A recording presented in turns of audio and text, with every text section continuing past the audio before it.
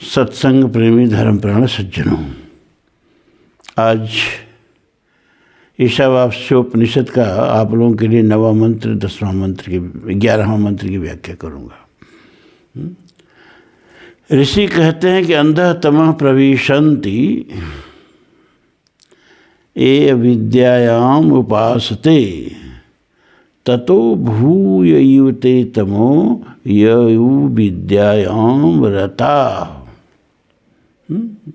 अविद्या और विद्या। तो इसके अर्थ में आचार्य अपने अपने हिसाब से अर्थ लगाए। बड़ा मतभेद है, वेदांत में भी बड़ा मतभेद है। वेदांत किसको कहते हैं? प्रस्थानत्रयी को। प्रस्थानत्रयी में कौन कौन ग्रंथ आते हैं? उपनिषद आते हैं, ब्रह्मसूत्र आता है और गीता आती है। उपनिषद में भी 12 उपनिषदों पर ही, और 11 उपनिषद और 12 उपनिषद। शंकराचार्य महाराज ने, आदि शंकराचार्य जी महाराज ने 12 उपनिषदों पर भाष्य किया। ईशावास्योपनिषद पे, जिसका जो इस समय चल रहा है। इसके बाद केनोपनिषद है, प्रश्नोपनिषद है और कठोपनिषद है, मंडूकोपनिषद है, मांडूक्य उपनिषद है, तैतरीय उपनिषद है, ऐतरीय उपनिषद है, छंद श्वेताश्वतर उपनिषद है, बृहदारण्यक उपनिषद है, छांदोग्य उपनिषद है और ब्राह्मण कौशिक की उपनिषद है। इन 12 उपनिषदों पर पूज्य शंकराचार्य जी महाराज के भाष्य हैं। और इन्हीं 11 या 12 उपनिषदों पर क्रम से रामानुजाचार्य ने भी भाष्य किया, निम्बकाचार्य ने भी भाष्य किया, माधवाचार्य ने भी भाष्य किया, वल्लभाचार्य जी ने भी भाष्य किया। लेकिन सब लोगों ने अपने अपने हिसाब से भाष्य किया। अगर आदि शंकराचार्य जी महाराज ने अद्वैत भाष्य किया, इसी पर अद्वैतवाद खड़ा किया, तो रामानुजाचार्य जी ने इसी पर विशिष्ट अद्वैतवाद खड़ा किया। निम्बारकाचार्य जी ने द्वैतवाद खड़ा किया, माधवाचार्य जी ने द्वैतवाद खड़ा किया।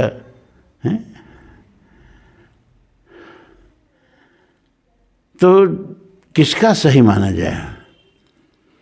तो हम कहते हैं जो अपना मन करे ना वही सही माना जाए। किसी का अर्थ के पीछे मत चलो, अपना अर्थ लगाओ। तो मैं अपना अर्थ लगाता हूँ कि अंधः तमः प्रविशन्ति। अंधः तमः, अंधकार भरे हुए लोगों को, अज्ञान भरे हुए लोगों को वे लोग जाते हैं। कौन लोग? ये अविद्यायाम उपासते, जो अविद्या की उपासना में लगे रहते हैं।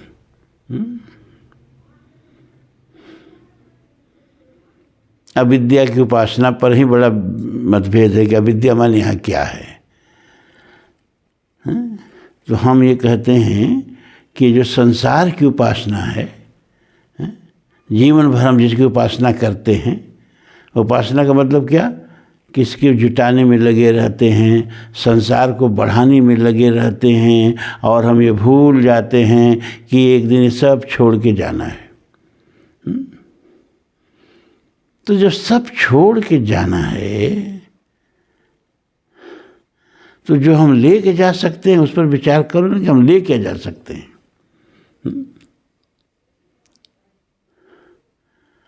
सोचो कि एक प्रदर्शनी है, तो प्रदर्शनी में एक प्रवेश द्वार होता है, एक निकास द्वार होता है। तो प्रदर्शनी के प्रवेश द्वार पर ही लिख दिया गया है कि ये सामान आप प्रदर्शनी में खरीद तो सकते हैं, लेकिन प्रदर्शनी के बाहर लेके नहीं जा सकते हैं। निकास द्वार पर सारा सामान आपका रख लिया जाएगा, छीन के रख लिया जाएगा, और आप उस प्रदर्शनी में वही सामान खरीदने में अपनी सारी पूंजी मतलब गवा देते हैं, जिसको लेके प्रदर्शनी से बाहर कोई आज तक नहीं गया। सहस बाँह 10 बदन आद नृप, बचे न काल बलीते, हम कर धन धाम सवारे, अंत चले उठ रीते। हैं, मन पछतई हैं अवसर बीते। कोई आज तक यहाँ से एक कण लेके नहीं गया इस प्रदर्शनी से। ये संसार ही प्रदर्शनी है और जन्म ही यहाँ प्रवेश मार्ग है और मृत्यु ही यहाँ से निकास मार्ग है। और आज तक इस संसार का ये कण भी लेके कोई इस निकास मार्ग से बाहर नहीं जा सका। बल विक्रम वेणु दधीच गए और पारत गए जिन भारत ठाना। जंग जुरी दुर्योधन गए जिन 64 कोष में छत्र बिताना। बाल गए बलसीम गए जिनकी कठरी 10 कंठ दबाना। धरा को प्रमाण यही तुलसी अरे जो फरा सुझरा जो बरा सो बुताना।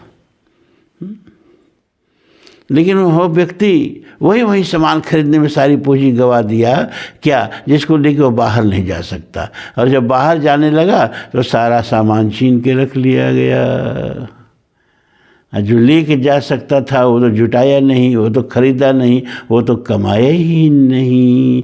तो उस व्यक्ति को आप क्या कहोगे? अभागा कहोगे, बेचारा कहोगे, बुद्धिहीन कहोगे, क्या कहोगे? उसको कुछ मत कहना, उस व्यक्ति को कुछ मत कहना, अपने को आप क्या कहोगे? पूरा जीवन क्या आप उन्हीं सामानों को खरीदने में, उन्हीं सामानों को जुटाने में तो नहीं लगा दिए कि निकास मार्ग से जिनको लेके आप नहीं जा सकते? गुरु नानक की एक कथा आती है। गुरु नानक ने 4 बड़ी बड़ी उदासियाँ की। उनकी यात्राओं को उदासी की संज्ञा दी जाती है। तो एक उदासी जब पश्चिम के किए तो मक्का तक गए, और उत्तर को किए तो मानसरोवर तक गए, दक्षिण को किए तो श्रीलंका तक गए, और पूरब को किए तो कामाख्या देवी तक गए। तो जब वो अपनी एक उदासी में पश्चिम में थे तो लाहौर में अपने शिष्यों के साथ ठहरे हुए थे। तो एक लाहौर का बहुत बड़ा सेठ गुनीचंद नाम था, वो आया दर्शन करने गुरु नानक जी का और कहा, महाराज जी मेरे पास समय बड़ा कम रहता है, मैं आपके प्रवचन में बैठ नहीं पाऊंगा। अगर 1 घंटा बैठूंगा तो हम करोड़ों रुपया कमा लेंगे, लेकिन आप मेरे लिए कोई आज्ञा दे दें, आपके लिए सरोवर खुदवा दें कि गुरुद्वारा बनवा दें, आप जो आज्ञा दें वो कर सकते हैं। गुरु नानक ने उसको देखा, कहा ये तो बड़ा भागा लग रहा है और बड़ा अहंकारी लग रहा है। तो उन्होंने कहा, देखो गुनीचंद, तुम्हारा इलाके काम है मेरे पास, ये सब काम नहीं है, गुरुद्वारा सरोवर ये सब हम करवा लेंगे। तुम्हारे इलाके एक ही काम है कि तुम्हारे पास तिजोरियाँ तो होंगी ना? करी महाराज जी मत पूछिए, बड़ी बड़ी मजबूत तिजोरी।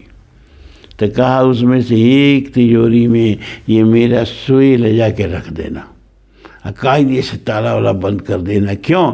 क्योंकि अगले जन्म में तुमको यही सुई मुझे लौटानी है। तो गुनीचंद अपना उस सुई लेके घर आया और अपनी पत्नी से कहा, अरे भाई देखो वो बड़ी वाली तिजोरी है ना, उसको खाली करो और उसमें गुरु नानक जी की सुई रखी जाएगी, अगले जन्म में ये सुई उनको लौटा देनी है। तो पत्नी लगी हंसने, अरे महाराज महामूर्ख ही रह गए, धन कमाने में सब बुद्धि खर्च कर दिए, तन को बुद्धि व्यवहार के लिए नहीं बचाए। क्या अजीब हालत है जी, इसमें क्या व्यवहार देखना है, क्या ही बेवकूफ़ बना रही हो। अच्छा ये बताइए, ये सुई लेके आप अगले जन्म में जा सकेंगे कि गुरु नानक जी को लौटाएंगे? यही बता दीजिए। उसने कहा, तेरी इतनी सी बात का ध्यान तो दिया ही नहीं। और दौड़ा दौड़ा आया, कहा महाराज जी आपने मुझे मूर्ख बना दिया। अरे क्या मूर्ख बना दिया गुनीचंद? अरे प्रभु, हम अगले जन्म में सुई लेके जा पाएंगे कि आपको लौटाएंगे? गुरु नानक ने कहा, गुनीचंद अरे अगले जन्म में तुम सुई लेके नहीं जा सकते तो रात दिन उन सामानों को जुटाने में क्यों लगे हुए हैं जिनको तुम नहीं लेके जा सकते? मृत्यु के निकास द्वार से ये कुछ भी लेके नहीं जा सकते, और जो लेके जा सकते जुटाया नहीं। तो इसीलिए तुलसी ने कहा कि बैखानस सोई सोचई जोगू। 50 से 75 के बीच में वानप्रस्थ अवस्था होती है। और बैखानस सोई सोचई जोगू, तप बिहाय जही भावई भोगू। तप छोड़ के, त्याग छोड़ के अब उस लोग के लिए सामान जुटाना छोड़ के इसी लोग के लिए सामान जुटाता रहा। कहा उसके लिए जितना शोक किया जाए कम है। तो अंधतमा प्रविशन्ति, अंधकार के उन गहरे लोकों में वो गिर पड़ते हैं। कौन? जो संसार, अविद्या का मतलब हमने यहाँ लगाया संसार, और आचार्य ने अपने अपने ढंग से लगाया। मुझे जमता नहीं, किसी का अर्थ नहीं जमता है। अविद्यायाम उपासते, जो संसार की उपासना में लगे हुए हैं रात दिन।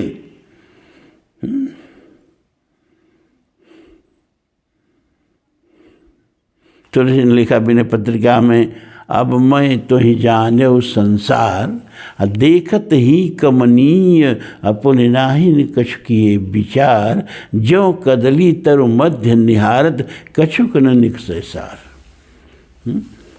जग नभ वाटिका रही है फल फूल रे, धुआं किसे धौरहर देख तो न भूल रे। बार बार हमारे संतों ने चेताया। कौन चेतता है? जब जाना होता है तब छटपटाने लगते हैं, छूट रहा है, वो छूट रहा है, वो छूट रहा है, कुछ तो हमारे साथ जाए। अरे कुछ नहीं जाएगा जी, शरीर तो जाएगा नहीं। सामान की बात क्या करते हो, शरीर नहीं जाएगा। शरीर की उपासना, संसार की उपासना है, शरीर को जुगाने में, शरीर को सजाने में, शरीर को बढ़ाने में, संसार को जुगाने में, संसार को बढ़ाने में, संसार को सजाने में जो लगे हुए हैं, ये है अविद्या की उपासना। तो लोगों की गति क्या होती है? ऋषि कहता अंधतमा प्रविशन्ति, अंधकार के जोनियों में जहाँ ज्ञान नाम की कोई चीज़ नहीं है, बस शरीर है, प्राण है, भूख है, पेट है, काम इच्छा की पूर्ति है और कुछ नहीं है। उन पशु योनियों में, उन कीड़े मकोड़ों की योनियों में, उन पेड़ पौधों की योनियों में, इन्हीं को अंधतमा प्रविशन्ति कहा गया। जो संसार को झुकाने में लगे हैं उनकी यही गति होती है। लेकिन नीचे वाली पंक्ति और बड़ी भयानक हो गई है भैया। नीचे की पंक्ति में ऋषि कह रहा है ततो, माने उससे भी, भूय माने ज़्यादा, ये ते माने जो तमो यु विद्यायाम रता है, तपो उस तमो यु विद्यायाम रता, और जो केवल विद्या के रत्न कमाने में लगे हुए हैं। बड़ी कठिन बात कह दिया।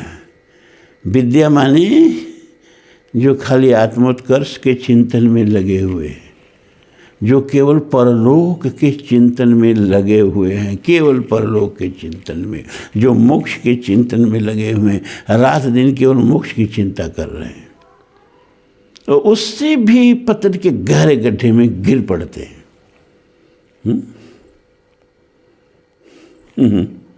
उससे भी पतन के गहरे गड्ढे में गिर पड़ते हैं। कौन? जो रात दिन खाली आत्मा आत्मा आत्मा आत्मा, रात दिन खाली परमात्मा परमात्मा परमात्मा, रात दिन खाली परलोक परलोक परलोक। उससे भी गड्ढे गहरे में गिर पड़ते हैं, उससे भी पतन को प्राप्त होते हैं। अभी चौंकाने वाली बात हो गई कि नहीं हो गई भैया? बोलिए, हो गई ना? जो जन्मिए, एक बार कुछ अभी हाल ही की बात है, किसी के परिवार का एक युवा, वो विवाह भी किया, शादी भी किया, बड़ा बड़ा विद्वान भी था, वो काफ़ी पढ़ा लिखा, लेकिन उसको बैराग्य आ गया। तो पत्नी को छोड़ के, बच्चा को छोड़ के जाजर ब्राह्मण की तरह कहीं निकल गया। तो एक साधु महात्मा के पास लोग आए कि कुछ बताइए हमारे बच्चे के बारे में। तो ये लोग तो निराश करते नहीं, जाने चाहे नहीं जाने तुरंत शुरू हो जाएंगे। तो कह रहे हैं अरे कोई चिंता की बात नहीं है, वो तो 7 कुल को धन्य कर दिया। 7 कुल को अपने धन्य कर दिया, वो तो सन्यास के मार्ग पर चल पड़ा। हम वहीं बैठे थे, हमसे नहीं रह गया। हमने कहा महात्मा जी क्या इन सबों को बता रहे हैं? अरे वो तो अपने 7 कुल को नरक में ठेल दिया। ये सब तो शास्त्र नहीं पढ़े हैं, आप तो शास्त्र पढ़े हैं। इन सबों को जरत्कारों की कथा सुनाइए।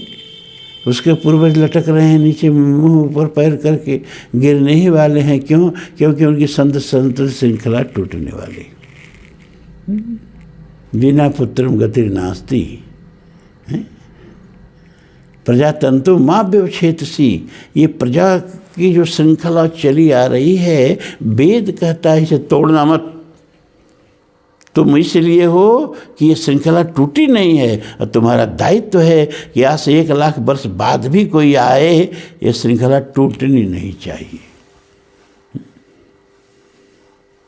तो अब पुत्र पैदा करने के लिए तो घर गृहस्थी में उतरना होगा ना, यही अविद्या है।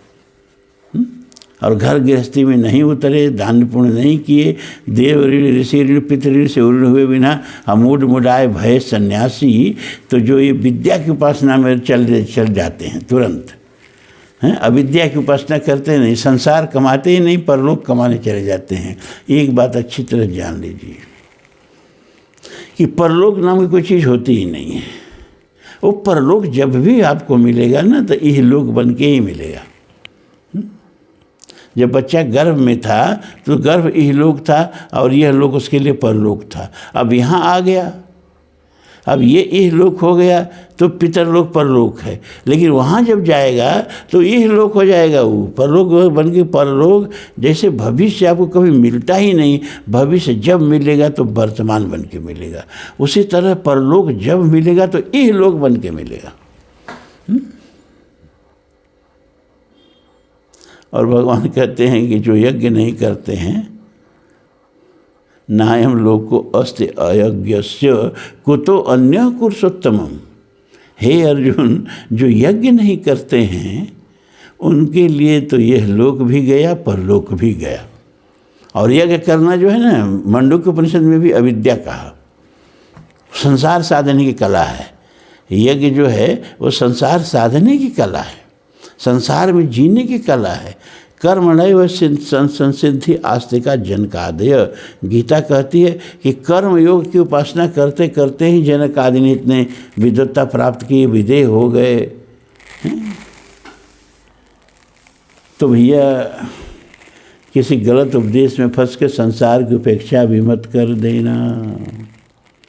लेकिन संसार में अज्ञात्मक तरीके से जीना, अज्ञात्मक तरीके से जिया कैसे जाता है?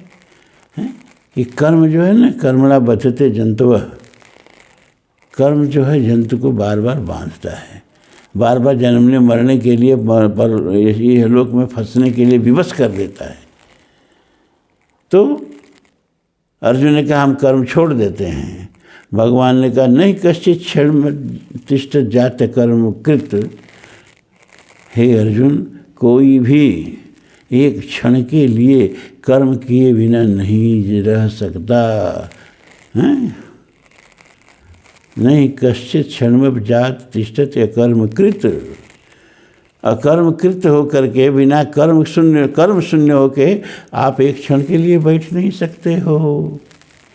यह शरीर ही सबसे भयानक कर्म है। इतना इसमें कर्म, प्रतिपल कर्म हो रहा है, तभी आप जीवित हो। वैज्ञानिक क्या परिभाषा देते हैं जीवन की, है life is a ceaseless chemical reaction. तो अनवरत रासायनिक प्रक्रियाओं का परिणाम है आपका जीवन। एक क्षण के लिए प्रक्रियाएं समाप्त हो गए आप। सांस लेना भी कर्म है, सोचना भी कर्म है, रक्त परिसंचरण भी कर्म है, भोजन करना भी कर्म है, भोजन पचाना भी कर्म है। पहले तो से सारे शरीर ही में इतना भयानक कर्म है। आप कहीं जाओगे शरीर लेके ही नहीं जाओगे। मूढ़ मनुष्य तो यह भी न जानता, तू ही स्वयं प्रकृत है, फिर अपने से आप भागकर कहाँ त्राण पाएगा। जंगल में जाएगा, वहाँ भी कुटिया बनाएगा, वहाँ भी संसार खड़ा कर लेगा। शरीर ही सबसे बड़ा संसार है। अब शरीर को छोड़ के कहाँ भागोगे भाई? हम आत्महत्या कर लेंगे। अरे आत्महत्या करने से और भयानक शरीर मिलता है। आत्महत्या करना शरीर से छुटकारा पाने की कला नहीं है। तो अर्जुन ने कहा कि तब प्रभु बिना कर्म किए हम नहीं रह सकते और कर्म ही जन्म मरण का कारण है, तो कैसे काम चलेगा? तो भगवान ने कहा तुमको एक तरीका बता रहे हैं कि खूब कर्म करेगा और कर्म का कोई फल तुमको बाधेगा नहीं। तो वह तरीका क्या है प्रभु? का वह तरीका है यज्ञ। यज्ञ यज्ञ क्या है प्रभु? का समाज से जितना लेते हो उसका 1.25 गुना समाज को चुका देना। प्रकृति से जितना लेते हो उसका 1.25 गुना प्रकृति को चुका देना। अब माता पिता से जितना लिए हो उसका 1.25 गुना माता पिता को चुका देना। राष्ट्र से जितना लेते हो उसका 1.25 गुना राष्ट्र को चुका देना। क्योंकि तुम्हारा जीवन जो है ना, ये प्रतिफल इन लोगों के योगदान से है, समाज के योगदान से है, राष्ट्र के योगदान से है, प्रकृति के योगदान से है, माता पिता के योगदान से है। देखो कितने लोगों का योगदान तुम्हारे कंधों पर लगा हुआ है। इस सारे के सारे योगदान को 1.25 करके चुका दो, बस यही यज्ञ है। और जो ऐसा नहीं करते हैं उनका तो जीवन मोघम पार से जीवती, वो तो हे अर्जुन वो है पापी है और व्यर्थ ही जीते हैं। यज्ञ शिष्टासिन संतो मुच्यन्ते सर्व किल विषय अभुजन्ते ते तुघम पापा ये पचन्ते आत्म कारणात्। जो अपने ही लिए पकाते हैं, अपने ही खाते हैं, अपने ही लिए जीते हैं, केवलाघी बहुत केवलादि वेद कहता है, जो सब कुछ अपने ही लिए करते हैं वो पाप ही कमाते हैं, पाप ही खाते हैं। आपके हर कार्य में परोपकार हो, जितना ऋण नहीं रहना चाहिए अपने कंधे पर, यही यज्ञमय जीवन है। ऋण रहना ही नहीं चाहिए अपने कंधे पर। पिता का ऋण है तो उसको पिता बन के चुकाना पड़ता है। पिता आपको कंधे पे बैठा के ढोए हैं, आप कंधे बैठा के नहीं ढो सकते। पिता के खाने में पेशाब कर देता है बच्चा, पिता खा लेता है, हमने देखा है। टट्टी कर देता है देह पर तो हंसने लगता है पिता, अरे तो नालायकवा टट्टी कर दिया, हंसता है, मुदित होता है। आपका पिता पर टट्टी करेगा तो आप मुदित होंगे? लेकिन पिता बन के ऋण चुका सकते हो, माता बन के ऋण चुका सकते हो। तो गृहस्थ जीवन में प्रवेश करोगे कि नहीं करोगे? बिना गृहस्थ जीवन में प्रवेश किए पिता बन सकते हो? अब देव ऋण है, यज्ञ याग के माध्यम से देव ऋण चुकाया जाता है। भगवान गीता में कहते हैं कि इष्टान भोगान ते देवा दास्यन्ते यज्ञ भाविता तय दत्तान प्रदायेभ्यो यो भुक्ते स्ते निवश। देवता प्रसन्न होकर के इष्टान भोगान, जीव को, प्राणी को, मनुष्य को इच्छित फल देते हैं। उनका दिया हुआ बिना उनको अर्पित किए भोग कर देना बहुत कृतज्ञता है, बहुत कृतज्ञता है। तो देवताओं का ऋण कैसे चुकाएं? इसके लिए यज्ञ का विधान किया गया है ना, यज्ञ याग का विधान किया गया है।